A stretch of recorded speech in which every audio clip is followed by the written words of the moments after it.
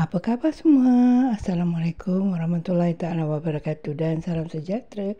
Jumpa lagi di Nok Azamaka Channel. Saya berkongsi makan dengan anak-anak dan sambut adik saya dan anak nombor 3. Ni dia orang yang sediakan semua. Ada kek, ada pulut, ada sambal udang, sambal sotong,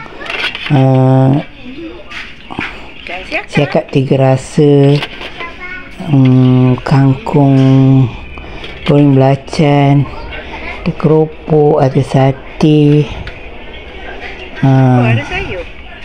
lagi ada pengat ubi keledek. Ni dia orang yang sediakan. Ni budak 2 orang ni.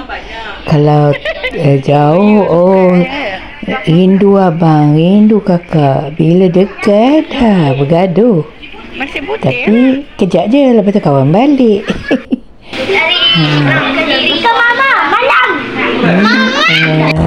Satu family je, tak ada yang lain, semua ada. Ni dia orang bawa balik semua pun nak beli kek surprise. Terima kasih semua anak-anak, Alang, Fah, Alung, Din, Eka, Angah, Tati, semualah. Semua anak-anak, cucu, menantu semua yang dah sambut birthday Alang dengan ibu. Ni yang banyak sponsor, Alang dengan Alung dan Din. Yang lain-lain tu ada juga, tak ada lah juga, tak ada kan. Ada juga. Yang ni yang selalunya saya akan sambut dengan dekat-dekat. Happy birthday to you. Happy birthday to you. Happy birthday to you. Selamat hari jadi. Selamat hari jadi. Selamat hari jadi harimu. Selamat hari jadi.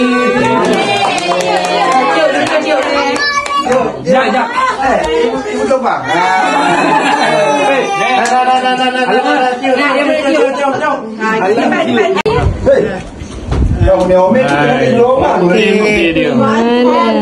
Okey. Happy birthday to you.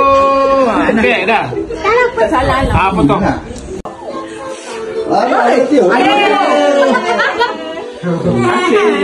Ibu duduk sana. Alang biasanya kalau hari lahir dia dengan ibu, dia akan balik. Dia akan cuba ambil cuti dan balik untuk sambut sama dengan ibu. Terima kasih Alang. Sebabnya tarikh lahir dia dengan ibu dekat-dekat. Tu yang dia sambut sekali. Terima kasih untuk segala-galanya. Dan terima kasih semua anak cucu menantu semua. Dah selalu membahagiakan ibu dan ayah serta keluarga. Semoga dimurahkan rezeki, dipanjangkan umur, ditetapkan iman dan diberi kebahagiaan dunia akhirat serta berjaya dunia dan akhirat. Amin.